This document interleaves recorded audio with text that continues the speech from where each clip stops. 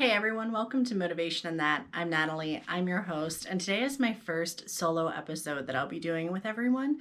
And if you don't want to see me awkwardly making facial expressions or motioning at the camera and you're currently watching on YouTube, do know that you can listen to an audio only version on Spotify, Amazon, and Apple Podcast, where all you have to do is look for Motivation and That or find the links down in the comments, and then you won't have to have the video up on either your computer or your phone, just kind of hearing the stream of consciousness in the background. I want to make sure that I give an adequate trigger warning today for the conversation that we're going to have. I know that a lot of us have been through trauma with our parents, whether that be physical, emotional, psychological, sexual, any of those kind of things. Today, I'm going to be touching on some of the traumas that I have had in the past and how they've, I don't want to say reared their ugly head lately, but they've come to the forefront and they've really made me think about a lot of things. So if you are not ready to take this on or to look at this, or you are going to be triggered by hearing conversations of a mother-daughter relationship or a parent-child relationship, I encourage you to pause and not listen further, or to just make sure that you have the right support system around you as the conversation goes on. I won't be offended if this is not one of the sessions you listen to. And not really a session, sorry, an episode. And again, remember, this is not therapy. I am still on my journey of really understanding how all of my childhood background, everything really impacts who I am today. And for anyone that's listening that knows my mom, who will be the main kind of secondary person, supporting actor in the conversation, I want to make sure that folks know that she has been on her own journey, and I don't want anything discussed today to impact folks' relationships that they may have with her, and I don't want her to be judged unfairly. I can't imagine what it was like to be in her shoes as a mother battling some really significant mental health problems, a relationship that was failing, and a child that honestly was a little crazy, aka me. And just kind of take that with a grain of salt. What I want people to take out of this today is how impactful things that are said when someone is in developmental or formational years are as they grow, and how they almost can become self-fulfilling prophecies, or they are things that help justify what's happening in a person's life. So again, all of that just to preface going into today's conversation. And it will be a tough one for me, but I think it's an important one for me because I want this podcast to also be about understanding how some of the past doesn't get to have power over you when you are going forward. So thinking about kind of future state. And for me, this is 100% kind of hot mess, and how it created some of what I'm actually proud of with who I am today, and understanding how I've turned it into my own power. So let's get to it. Recently, I think there's been a lot of conversations with me and some of my friends as I've gotten married. A lot of them are still dating.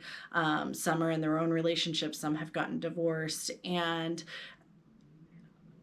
hearing kind of what they were going through and the types of people that they are encountering or they're meeting, and that all happening at the same time that I am now full-fledged in I'm watching all the true crime things. You're seeing, really horrific things potentially happen to people, young women, young men, whoever it might be, older folks that have been in relationships for an established period of time.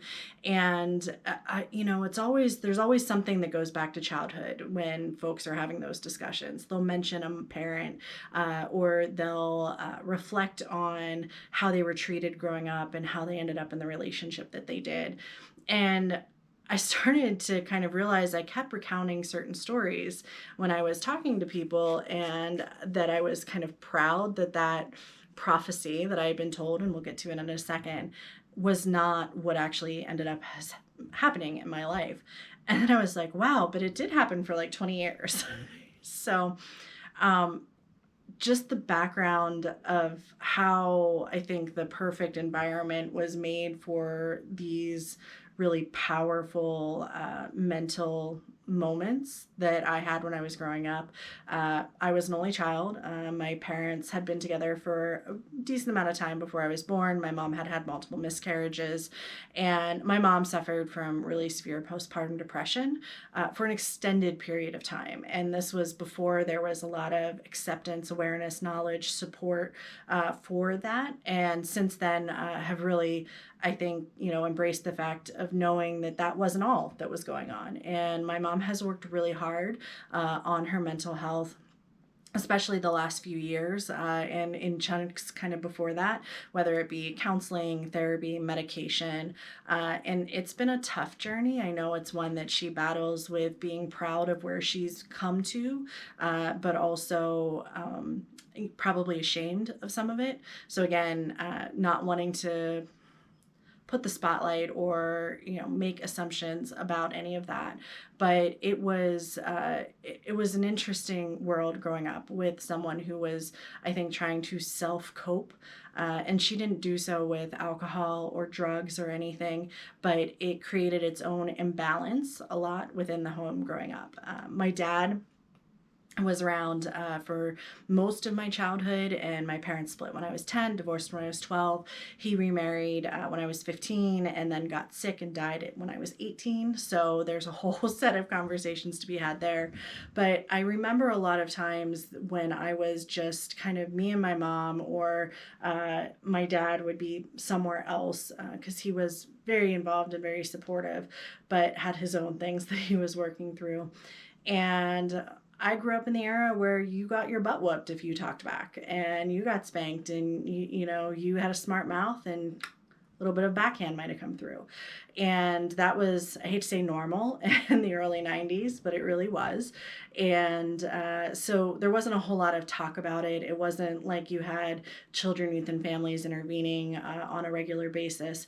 And so for a lot of that, it got held internal. Not to mention, my dad was in a very visible position. He was a high-level executive within the healthcare industry. And so there was a front that I think our family put on a lot. I never wanted for food. I never wanted for shelter. I got to do any external event I wanted to. I went to Catholic school when I was younger. So there was a lot of things that I think kind of materialistically were said, well, you have everything you need. Don't ever complain. And behind the scenes, I was definitely a hyperactive child. I was a lonely child. I didn't have a neighborhood where I had friends that I could walk to. And I very much felt like an outcast in school a lot. And my mom was a very controlling kind of, we are going to do things the way that I want to do things person. And so I think that was hard. It was hard to raise a kid in that environment, and I was a hard kid to raise. But I was also a kid, and I think that's really important to notice. It's something I've really battled with as I look back on kind of all those years. Is I always look back and I'm like, oh, you were a little adult, and you were wise beyond your years, and you were a soul child, and all these things. But I was a kid, and I grieve for that kid a lot, and I think you'll kind of get a taste of why here in a second. But my mom and I didn't know how to communicate from a very early age on. And I would get really frustrated that she wasn't hearing me or didn't understand. I wanted to prove myself to her in a lot of ways. I remember the only time kind of hugs ever happened was when I would say, can I just have a hug? Because I knew that would maybe end whatever was going on. And I didn't usually get one. And so that was kind of the thing I was always searching for, was, have I made her happy enough to get a hug at the end of this? And playing a lot of balancing act, between her and my dad, going at things. And there would be times where I'll admit it, I was a biter until I was probably 8, because I would get so frustrated that the only way things would stop is if I bit. And I more instances than not that I can think of that I did that. And one time in SeaWorld, we got into an argument. I was like 7, and I was trying to determine what time the shows were at. And I said, oh, the dolphin show's at this time. And I was wrong. because I'm 7 and I didn't really know how to read the sign that was there. And my mom got really mad. And, my dad was trying to calm her down, and I finally just bit her. And she took off, and my dad and I sat at a restaurant and waited for her to come back around and calm down. And that ruined the SeaWorld trip, to say the least. So it's moments like that that I remember a lot. And I think I really kind of latch on to the times where I think I was the aggressor in some way. But again, I was a kid. I was 5, 6, 7. And the one that, gosh, it never leaves me. There were a couple things that she would say on a regular basis when she would get really mad with me and want me to understand how mad she was. And, it would be the typical, I brought you into this world, I can take you out, or you are the devil's child and I will send you back to where you came from. And I wish you'd never been born. And I think that was a really tough dynamic between hearing that, oh, you're this, bluebird miracle child that was had after 3 miscarriages. And now all of a sudden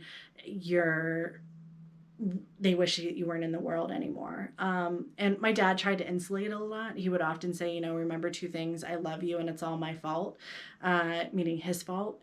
We'll get into that in a whole nother episode. But at the heart of it was one instance, and my mom had whooped me pretty good. I had gotten really defiant. We weren't communicating really well, and I was not backing down. And, I was taking it pretty hard and upset, and I think we probably battled a little bit, and I was really just broken, I think, after that moment. And she said to me, your husband will beat you to death one day if you can't learn how to act. And one, who says that to a kid? And I just remember going, oh my God, am I that horrible? Oh my gosh, I'm asking someone to physically harm me by the way that I'm acting. And I don't remember if she said it, multiple times after that. I just remember that specific incident. And I think it froze me in my tracks. It ingrained itself in my brain that if my mom couldn't handle me and had to resort to physically harming me, how would anyone ever love me so much that they would never physically harm me? And I mean, my dad didn't, occasionally he would kind of ball his fists up. He never did anything like that. And yet it was this kind of very awkward codependent relationship with my mom that stayed with me. And I, of course, am in a very loving marriage now. I would never in a million years, expect anything like that to happen. Here it is somewhere that I feel so incredibly safe. And that's how I know it's different. When I look back and I look on relationships that I had from a teenager up until, the last few years before I met Josh, I can see that in instances where there was not, I hate being like this, but when there was not physical harm, it was almost like, well, they must not love me. Because they're not fighting with me, or they're not fighting to, put me in my place. And I had 2, good relationships when I was in high school, and I sabotaged both of them pretty significantly. And I mean, you're 16, 17, it happens. And then I got into a really, really toxic, abusive relationship. For a whopping 3-4 months. And it was enough to change the whole course of my life, to be quite honest. Again, topic for other podcast episodes. But that was one where I just was like, I want them to want me. I wanted to prove that this person who got to the point of harming me still wanted me. And I can now look back and see that kind of cyclically repeating itself. And it's really weird, because it wasn't like I ended up in typical domestic violence kind of situation. Is there typical domestic violence? I don't know why I just said that. But I would get out. The moment that I was absolutely physically harmed by someone, I cut it off. And it's almost like I think I was acting out what I wish I could have done with my mom. That the moment she laid hands on me, I could be like, I'm done. I'm out. You don't get to do that to me anymore. But if they never got to that point, I also was like, you're kind of boring. And I don't see why I'm still in this relationship. So I went through a couple of, situations in my 20s and even in my 30s where I would be with someone. They would be a more outwardly, I think, emotional, violent person. And then it would get to the point where a phone would be, punched out of my hand. And I was like, bye, see you later. Don't ever want to talk to you again. And I'd cut ties, and I'd feel good about it. I'd be like, yeah, I told them, I showed them what was wrong. Or they'd be someone who would throw things. My mom was the thrower. And I would be like, all right, now you're going to fix that. And if you don't want to fix it, whatever. And I, would work my way out of that relationship pretty quickly. And, then just people that reflected, I think, my mom's unpredictableness in a lot of ways. And so, I made improvements. I got to a point where, I was with people that I think were physically, outwardly kind of acting out, but maybe not at me. And so I would still get to a breaking point. And when I met Josh, and I realized he was never going to be like that. And it kind of stopped me in my tracks. And I was like, oh, this is different. Like, what do I do now? I don't know how to kind of act in these situations. And thankfully, I think I had gone through enough therapy at that point to understand that young Natalie did not have to be grown Natalie. And it was important to start to make those connections. So over the last, month or so, I've been looking back, and I've been, revisiting, because it's come up, I don't know why, a few times, of, that incident of my mom telling me, well, your husband will beat you to death one day. And almost me proving her wrong over and over. Look, he hit me, I got out. He hurt me, I got out. And realizing that in those instances, I look at that little girl and I go, what did I need in that moment? It wasn't to prove that I could get out once it happened. I think ultimately I realized what I was craving, and what I found in my current relationship is someone who is willing to stop and listen, not feel as if you are attacking them with everything that you say, to respect the fact that what might be happening may be internal to you and it isn't all about them. And that having space and having patience, and ultimately the physical component of wanting to be held, to be touched, to be hugged, because it is healing, not because it is a stopgap measure. And it's been really eye-opening to me to look at that and to say, oh my gosh, okay, so instead of someone reacting immediately and reacting with vengeance and fighting back and pushing with just as much force, that they would sit back and they'd, go, okay, what are you feeling? Tell me what you're feeling. Why are you feeling that way? Have I done something that you want to talk to me about? And I never got that. Never. And I'm like, my gosh, if my mom would have just stopped for a minute and calmly said, I see you're upset. Why are you upset today? What can we do to help make this better? Do you just want to sit here quietly with me for a little bit? And not the go outside, get away from me, stop attacking me, you're making my life a living hell.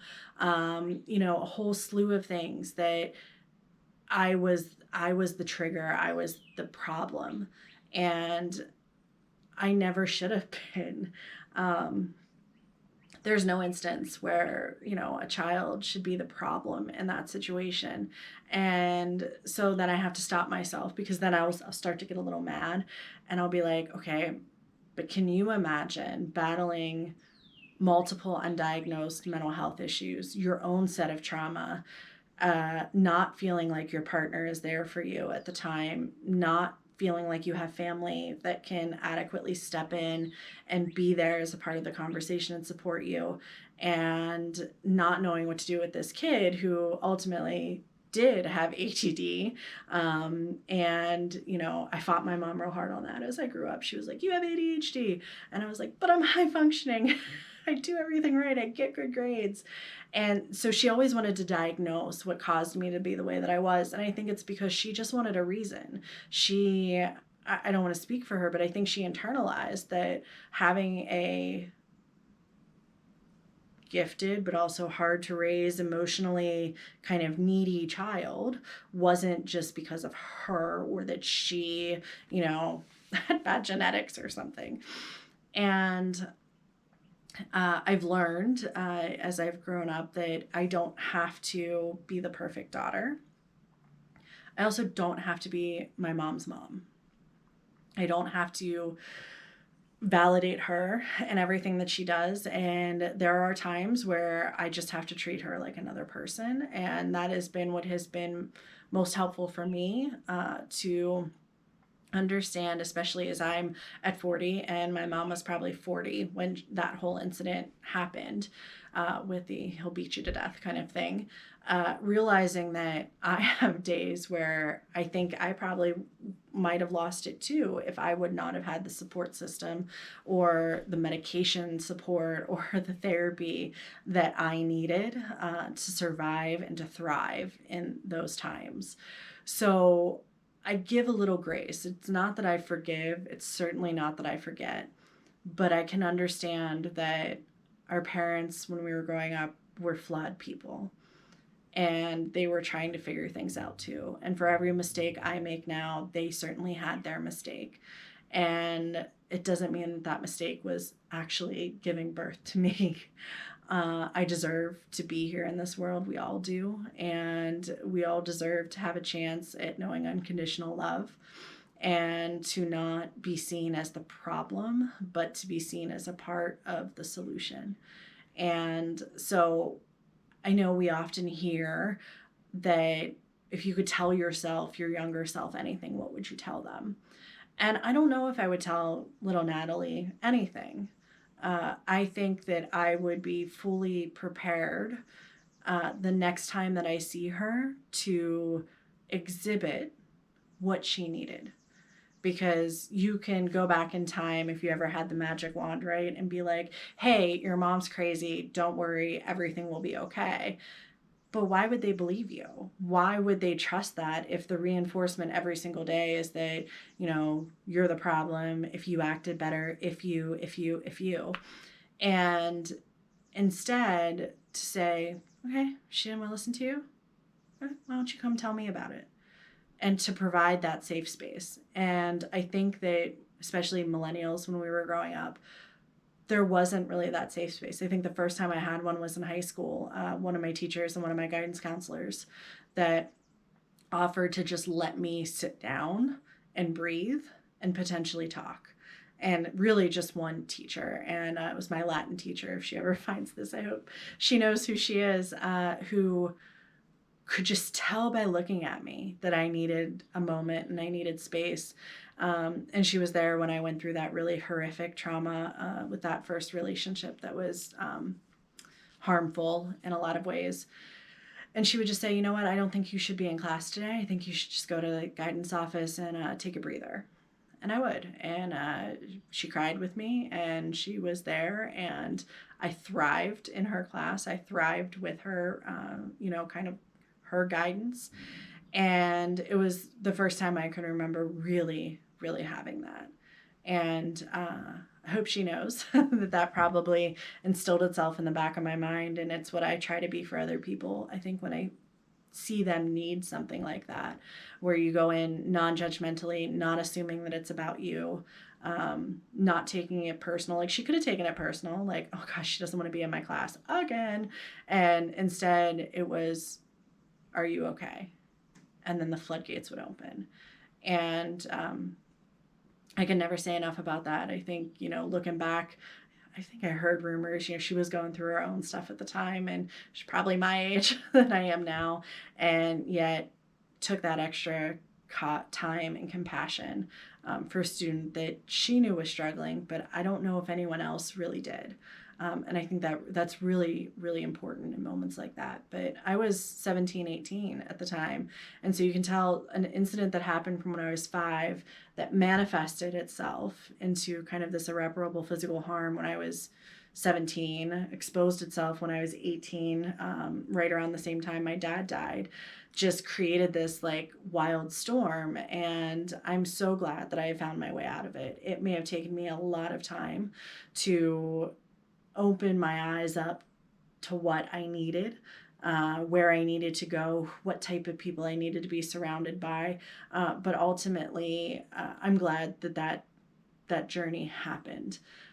I just hope that if anyone else thinks back, and I think we all have moments of, oh, that's because mom, that's because dad, that's because I was abandoned, that's because I was coddled or protected or XYZ, that instead of thinking about the situation that happened and why it happened, because we could problem solve that and root cause analysis that till the end of the day, to think about what could have been the other response in that situation. That if you were someone that was super protected, right? Your parents didn't let you do certain things or go certain places, then what did you need? Or what do you look back and you're like, well, if I just would have had that. And then I challenge you to think about, have you given that to yourself now? Have you surrounded yourself with people who are actually unlike what you were so used to? Because, I mean, hello, have we all heard the term like you date your parent or you marry your mom or you marry your dad? and this is what brought it all up, is a friend saying, the guy she was talking to did something like her mom, but he also reminded her of the good parts of her dad. And I'm like, and there's your sign. And more so of, what do you want them to be for you? So not what are you nostalgic to, or what are you using as your reasoning for why you're the way you are. But if you don't want to be that way, if you don't want to be triggered, if you don't want to be responsive in a way that you are, then what do you need? And God, is it an uncomfortable place to sit? It really, really is. Because then it's a question of, well, how am I going to react? Like if someone actually asked me, what do I need? I don't know if I have an answer. And for a long time, I didn't know what I needed. And at the very beginning of our relationship, Josh and I, we had a few bickers. We've never had like massive fights.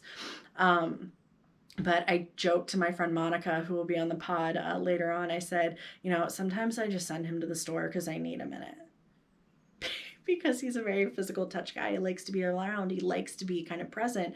And so I'd say, oh, we need such and such from the store. And him being kind of the acts of service person he is, would get up and go get it. And I'd be like, yes, 20 minutes by myself.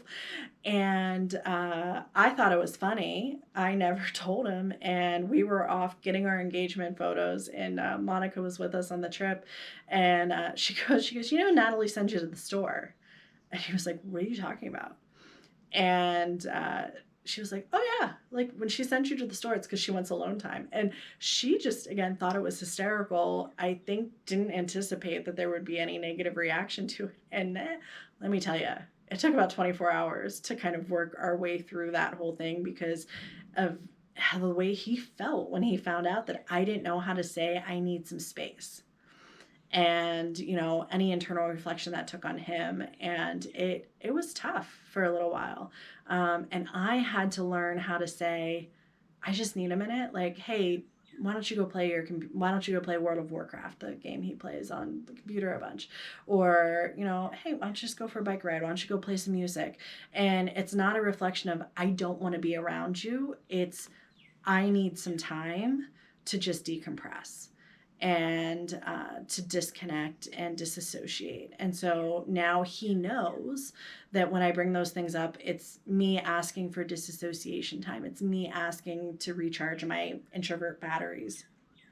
And knowing that what I'm encouraging him to do is something that he does enjoy and he does appreciate, and he doesn't need me to be able to enjoy it or to take part in it. And so now, later on, a year later, we can joke about, he will say, oh, you sending me to the store. And I'll be like, I am. But what that taught me is, one, I appreciated the fact that he let us work our way through that he was a part of that conversation, that he did not shut down and immediately get defensive and take it personally. He did take it personally, but it wasn't in a way that was aggressive. It was I had no idea. And I think sometimes questioning, could I not pick up on the signs? Was I not, being aware of those things? But it forced me to say, I just didn't know how to ask for that space. One, because I never had to in the past. I was always being sent away. I was being kind of left behind in some component. And so all of a sudden to have someone who wanted to be around me so much was like, I can't do this. And for him not to feel rejected in that space. So we've learned and we have grown from that situation. But it was something that I've told him over and over, the fact that he didn't respond the way that my mom did, that he didn't say, well, whatever, if you want me to go to the store, why don't you just go back to, where you were from before we got together, back in the city. And, that it doesn't go from 0 to 60. Does it spiral? Does it perseverate? Yes. I mean, early in a relationship, it certainly is. But it was a chance to reinforce that what happened to that little girl when no one would listen, and the ultimate response of he will beat you to death one day isn't the reality.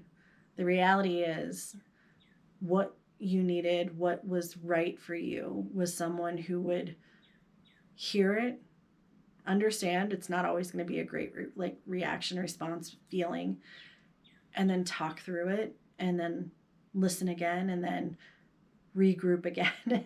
And that it's a path together. I never would have had that with my mom. And I've had to just kind of, I think, button that chapter up and put it where it needs to go. And for the first time, I think in my life, I'm being able to say, you were wrong. You were wrong to say it. You were wrong to put that idea in a little girl's head. You were wrong not to correct it over and over. And ultimately, I think she denied it for a long time. And that made it even worse, because now I'm like, did I make it up? And I'm like, no, I know I didn't. I remember exactly where we were, what was happening, the incident involved. And to be able to, though, put a pin in it, put it on the wall, put it in the scrapbook, wherever it needs to go, into the dark times pages, and to realize that what it did teach me is that there's a certain type of patience and kindness and just protectiveness that little girl needed and still needs as a grown adult to this day. And it's possible to have it. So, as I wrap up this kind of stream of thought with everyone, next time you're triggered, I hope that you take a second to think about why you're triggered. If anything with parents comes to mind, it's not a challenge to go talk to them if they're available to talk to, and say, well, why'd you do that? Why'd you act that way? But instead to say, well, what are the qualities or what are the components that I did need that would have led to a different outcome? And then thinking about, well, how can you do that for yourself now? How can you surround yourself with people that are what you would have needed? And how do you have those conversations, especially with new people in your life, to be able to explain, hey, I was triggered because, and I realized that this is not the same. And if it is the same, if you are triggered because they are acting the same way, and it is the same type of person, to find your way to break that cycle. And I don't know how to tell you to do that, because it's different for everyone. Probably will need a little bit of professional help from someone that knows a lot better than me and trained better. But it's doable. We don't have to repeat history. We don't have to instinctively be the scared 5, 6, 7-year-old that didn't know how to walk away and just wanted to prove it over and over again that they would, they could beat it, they could be different. And instead, to create the environment that you ultimately need as the person that you are and you deserve to be and you always have been, and that you're a good person. So, that was a lot. I'm probably going to take some time to decompress after this episode, to be quite honest. And if you've got thoughts, if you've got feelings, I'm happy to chat with anyone. I'll link my Instagram handle below where you can find me. You can leave comments on wherever you find this. And if this is a topic that you would like to hear a little bit more about, you'd like to talk about those experiences, either kind of as me kind of, again, stream of thought, talking at everything, or inviting other people who may have been through similar things, let me know. If this is something you never want to hear about again, also let me know. I'm learning along the way with this, but when we think again just about the intent of this podcast being looking back at the messiness of life and understanding how it pushes us forward, it's not always just about forgiving and forgetting. It's about focusing and reframing and rebuilding and creating anew. And that's what I hope you can take from this today. And I appreciate you listening and hanging in there through this whole section. And I wish y'all a great week ahead. We'll be back here next Sunday for another brand new episode of Motivation and That. We'll talk soon.